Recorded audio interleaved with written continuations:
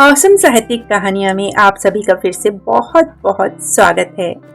आइए आज सुनते हैं कहानी सवा सेर गेहूं। इसे लिखा है मुंशी प्रेमचंद जी ने। किसी गांव में शंकर नाम का एक कुर्मी किसान रहता था। सीधा सादा गरीब आदमी था। अपने काम से काम, न किसी के लेने में न किसी के देने में।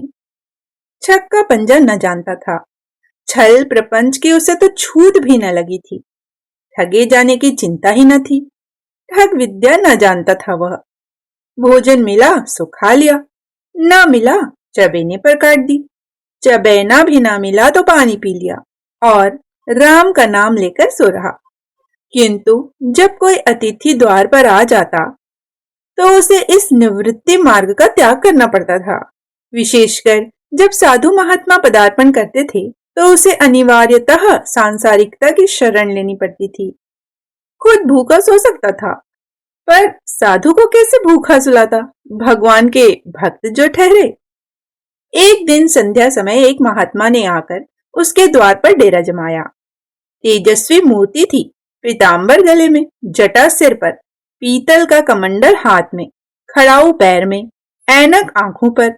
संपूर्ण वेश उन महात्माओं का सा था जो रईसों के प्रासादों में तपस्या, हवा गाड़ियों पर देव स्थानों की परिक्रमा और योग सिद्धि प्राप्त करने के लिए रुचिकर भोजन करते हैं। घर में जौ का आटा था, वह उन्हें कैसे खिलाता। प्राचीन काल में जौ का चाहे जो कुछ महत्व रहा हो, पर वर्तमान युग में जौ का भोजन सिद्ध पुरुषों के लिए दुष्पाच्य होता है। बड़ी चिंता हुई, महात्मा जी को क्या खिलाऊं। आखिर निश्चय किया कहीं से गेहूं का आटा उधार लेकर आऊं, पर गांव भर में गेहूं का आटा ही न मिला उसे। गांव में सब मनुष्य ही मनुष्य थे, देवता एक भी न था। अतएव देवताओं का खाद्य पदार्थ कैसे मिलता। सौभाग्य से गांव के विप्र महाराज के यहाँ से थोड़ा सा मिल गया।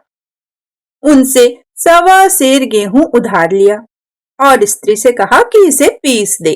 महात्मा ने भोजन किया, लंबी तान कर सो गए।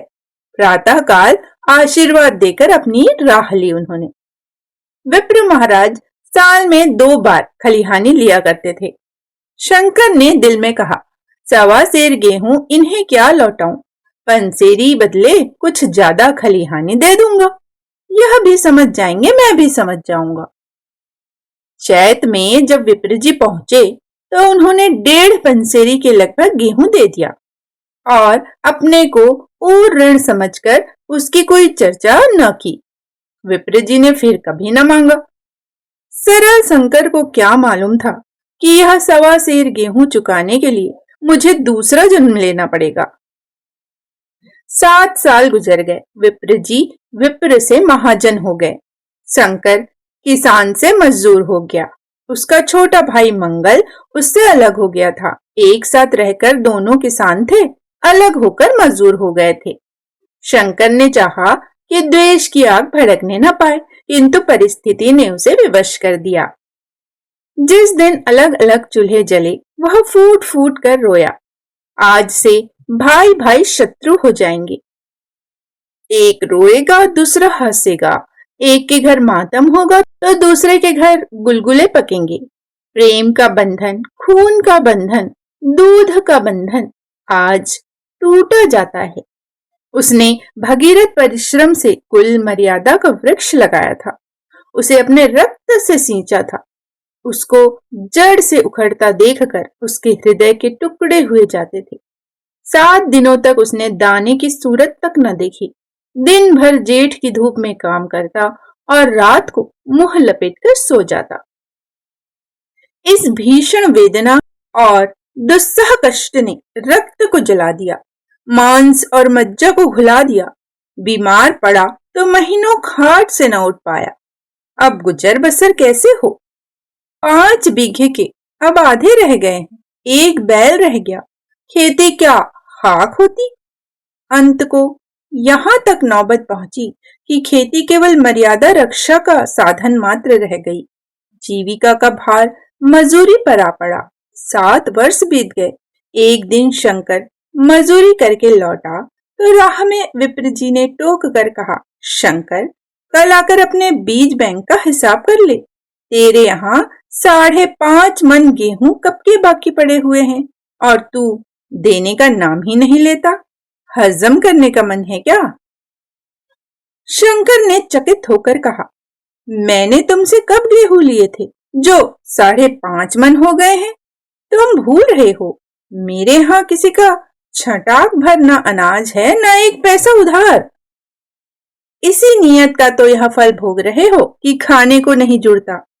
यह कहकर विप्र जी ने उस 1.25 सेर गेहूं का जिक्र किया जो आज से 7 वर्ष पहले शंकर को दिए थे। शंकर सुनकर अवाक रह गया। ईश्वर, मैंने इन्हें कितनी बार खलिहानी दी, इन्होंने मेरा कौन सा काम किया? जब पोथी पत्र देखने साइत सगुन विचारने द्वार पर आते थे, कुछ न कुछ दक्षिणा ले ही जाते थे। इतना स्वार्थ! 1.25 सेर अनाज को अंडे की भांति सेकर आज यह पिशाच खड़ा कर दिया जो मुझे निगल जाएगा। इतने दिनों में एक बार भी कह देते तो मैं गेहूं तौल कर दे देता। क्या इसी नियत से चुप्पी साध कर बैठे रहे? वह बोला, महाराज, नाम लेकर तो मैंने उतना अनाज नहीं दिया, पर कई बार खलिहानों में सेर 2-2 सेर अनाज दिया है। अब आप आज 5.5 मन मांगते हैं तो मैं कहां से दूंगा? विप्र जी ने कहा, लेखा जौ, बख्शीश 100। तुमने जो कुछ दिया होगा उसका कोई हिसाब नहीं। चाहे एक की जगह 4 पसेरी दे दो, तुम्हारे नाम बही में 5.5 मन लिखा हुआ है। जिससे चाहे हिसाब लगवा लो। दे तो दो, तुम्हारा नाम छींक दूं, नहीं तो और भी बढ़ता रहेगा। शंकर बोला, पांडे, क्यों एक गरीब को सताते हो? मेरे खाने का ठिकाना नहीं, इतना गेहूं किसके घर से लाऊंगा? विप्र जी बोले, जिसके घर से चाहे लाओ, मैं छटाक भर भी न छोड़ूंगा। यहां ना दोगे, भगवान के घर तो दोगे। शंकर कांप उठा। हम पढ़े लिखे आदमी होते तो कह देते, अच्छी बात है, ईश्वर के घर ही देंगे। वहां की तौल यहाँ से कुछ बड़ी तो न होगी, कम से कम इसका कोई प्रमाण हमारे पास नहीं, फिर उसकी क्या चिंता। किंतु शंकर इतना तार्किक, इतना व्यवहार चतुर न था। एक तो ऋण, वह भी ब्राह्मण का, बही में नाम रह गया तो सीधे नरक में जाऊंगा। इस ख्याल से ही उसे रोमांच हो गया। बोला, महाराज, तुम्हारा जितना होगा यही दूंगा, ईश्वर के यहाँ क्यों दूं? इस जन्म में तो ठोकर खा ही रहा हूं, उस जन्म के लिए क्यों कांटे बोऊं? मगर यह कोई न्याम नहीं है, तुमने राई का पर्वत बना दिया। ब्राह्मण होकर तुम्हें ऐसा नहीं करना चाहिए था। उसी घड़ी तगादा करके ले लिया होता तो आज मेरे सिर पर इतना बड़ा बोझ क्यों पड़ता? मैं तो दे दूंगा, लेकिन तुम्हें भगवान के यहाँ जवाब देना पड़ेगा। विप्र बोले, वहां का डर तुम्हें होगा, मुझे क्यों होने लगा? वहां तो सब अपने ही भाई बंधु हैं, ऋषि मुनि सब तो ब्राह्मण ही हैं, देवता ब्राह्मण हैं, जो कुछ बने बिगड़ेगी संभाल लेंगे। तो बोलो, कब देते हो? शंकर ने कहा, मेरे पास रखा तो है नहीं, किसी से मांग जांच कर लाऊंगा, तभी न दूंगा। विप्र जी बोले, मैं यह न मानूंगा, 7 साल हो गए, अब एक दिन का भी मुलाहिजा न करूंगा। गेहूं नहीं दे सकते तो दस्तावेज लिख लो। शंकर ने कहा, मुझे तो देना है, चाहे गेहूं लो चाहे दस्तावेज। किस हिसाब से दाम रखोगे? विप्र बोले, बाजार भाव 5 सेर का है, तुम्हें 5.25 सेर का काट दूंगा। शंकर ने कहा, जब दे ही रहा हूं तो बाजार भाव काटूंगा, पाव भर छुड़ाकर क्यों दोषी बनूं? हिसाब लगाया तो गेहूं के दाम 60 हुए, 60 का दस्तावेज लिखा गया, 3 सैकड़े सूद। साल भर में न देने पर सूद की दर 2.5 रुपए, 8 आने का स्टाम्प, 4 आने की दस्तावेज की तहरीर। शंकर को ऊपर से देनी पड़ी। गांव भर ने विप्र जी की निंदा की, लेकिन मुंह पर नहीं। महाजन से सभी का काम पड़ता है, उसके मुंह कौन आए। शंकर ने साल भर तक कठिन तपस्या की। मियाद के पहले रुपए अदा करने का उसने व्रत सा कर लिया। दोपहर को पहले भी चूल्हा न जलता था, चबैने पर ही बसर होती थी। अब वह भी बंद हुआ। केवल लड़के के लिए रात को रोटियां रख दी जाती। पैसे रोज का तंबाकू पी जाता था। यही एक व्यसन था जिसका त्याग वह कभी न कर सका था। अब वह व्यसन भी इस कठिन व्रत के भेंट हो गया। उसने चिलम पटक दी, हुक्का तोड़ दिया और तंबाकू की हांडी चूर चूर कर डाली। कपड़े पहले भी त्याग की सीमा तक पहुंच चुके थे। अब वह प्रकृति की न्यूनतम रेखाओं में आबद्ध हो गए। शिशिर की अस्थि भेदक शीत को उसने आग ताप कर काट दिया। इस संकल्प का फल आशा से बढ़कर निकला। साल के अंत में उसके पास 60 रुपए जमा हो गए। उसने समझा, पंडित जी को इतने रुपए दे दूंगा और कहूंगा, महाराज बाकी रुपए भी जल्द ही आपके सामने हाजिर करूंगा। 15 रुपए की तो और बात है, क्या पंडित जी इतना भी न मानेंगे। उसने रुपए लिए और ले जाकर पंडित जी के चरण कमलों पर अर्पण कर दिए। पंडित जी ने विस्मित होकर पूछा, किसी से उधार लिए हो क्या। शंकर ने कहा, नहीं महाराज, आपके असीस से अब की मजूरी अच्छी मिली। विप्र जी बोले, लेकिन यह तो 60 रुपए ही है। शंकर ने कहा, महाराज इतने अभी ले लीजिए, बाकी मैं 2-3 महीने में दे दूंगा। मुझे उरीन कर दीजिए। विप्र जी बोले, उरीन तो तभी होगे जब मेरे कौड़ी कौड़ी चुका दोगे। जाकर मेरे 15 रुपए और ले आओ। शंकर ने कहा, महाराज इतनी दया करो, अब सांझ की रोटियों का भी ठिकाना नहीं है। गांव में तो हूं तो कभी न कभी दे ही दूंगा। विप्र जी बोले, मैं यह रोग नहीं पालता, न बहुत बातें करना जानता हूं। अगर मेरे पूरे रुपए न मिलेंगे तो आज से 3 रुपए सैकड़े का ब्याज लगेगा। अपने रुपए चाहे अपने घर में रखो, चाहे मेरे यहां छोड़ जाओ। शंकर ने कहा, अच्छा, जितना लाया हूं उतना रख लीजिए, मैं जाता हूं, कहीं से 15 रुपए और लाने की फिक्र करता हूं। शंकर ने सारा गांव छान मारा, मगर किसी ने रुपए न दिए। इसलिए नहीं कि उसका विश्वास न था या किसी के पास रुपए न थे, बल्कि इसलिए कि पंडित जी के शिकार को छेड़ने की किसी की हिम्मत न थी। क्रिया के पश्चात प्रतिक्रिया नैसर्गिक नियम है। शंकर साल भर तक तपस्या करने पर भी जब ऋण से मुक्त होने में सफल न हो सका तो उसका संयम निराशा के रूप में परिणत हो गया। उसने समझ लिया कि जब इतना कष्ट सहने पर भी साल भर में 60 रुपए से अधिक न जमा कर सका तो अब और कौन सा उपाय है जिसके द्वारा इसके दूने रुपए जमा हों। अब सिर पर ऋण का बोझ ही लादना है तो क्या मन भर का और क्या सवा मन का। उसका उत्साह क्षीण हो गया। मेहनत से घृणा होने लगी। आशा उत्साह की जननी है। आशा में तेज है, बल है, जीवन है। आशा ही संसार की संचालक शक्ति है। शंकर आशाहीन होकर उदासीन हो गया। वह जरूरतें जिनको उसने साल भर तक टाल रखा था अब द्वार पर खड़ी होने वाली भिखारिणी न थी, बल्कि छाती पर सवार होने वाली पिशाचनियां थीं, जो अपनी भेंट लिए बिना जान नहीं छोड़ती। कपड़ों में चकत्तियों के लगने की भी एक सीमा होती है।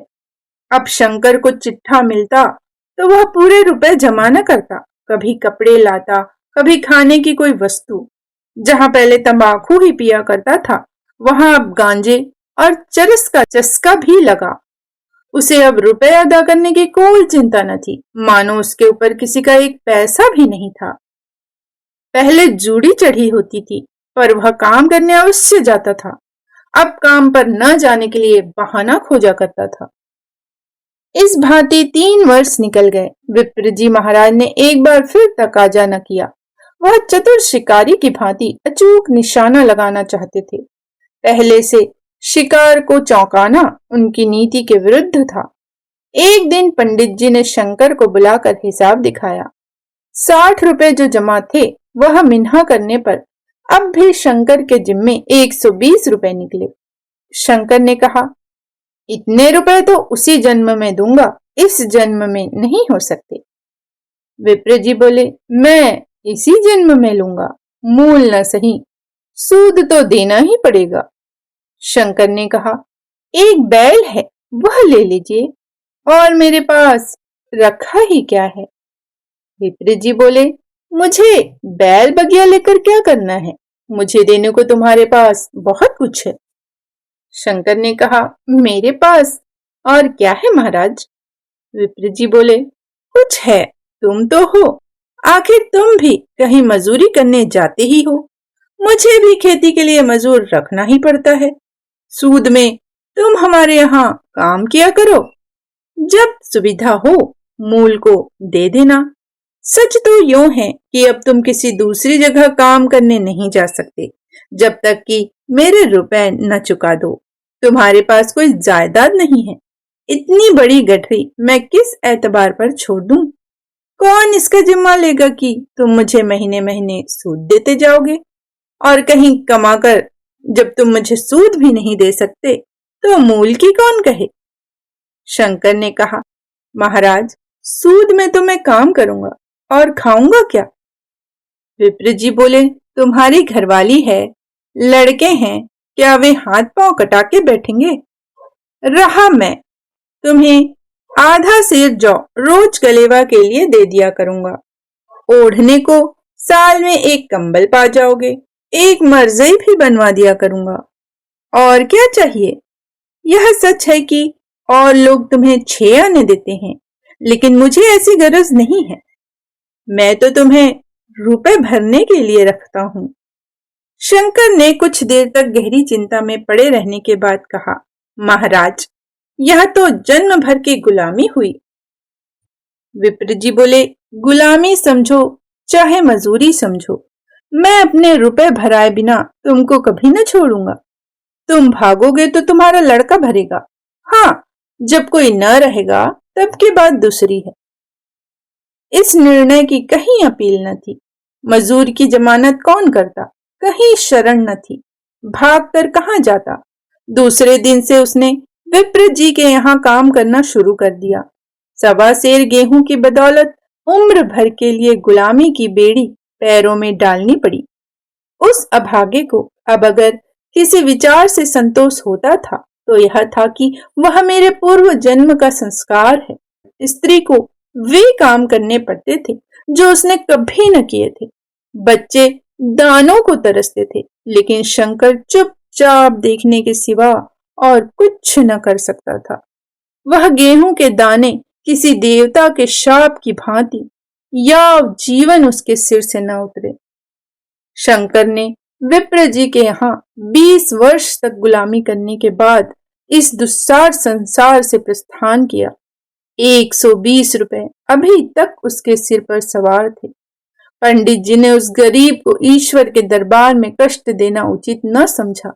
इतने अन्यायी, इतने निर्दयी न थे वह। उसके जवान बेटे की गर्दन पकड़ी। आज तक वह विप्र जी के यहाँ काम करता है। उसका उद्धार कब होगा, होगा भी या नहीं, यह ईश्वर ही जाने। अभी आप सुन रहे थे कहानी 1.25 सेर गेहूं। इसे लिखा है मुंशी प्रेमचंद जी ने। इसी तरह की और भी कहानियां सुनने के लिए हमारे साथ बने रहिएगा। फिर मिलते हैं एक नई कहानी के साथ। जय हिंद, जय भारत।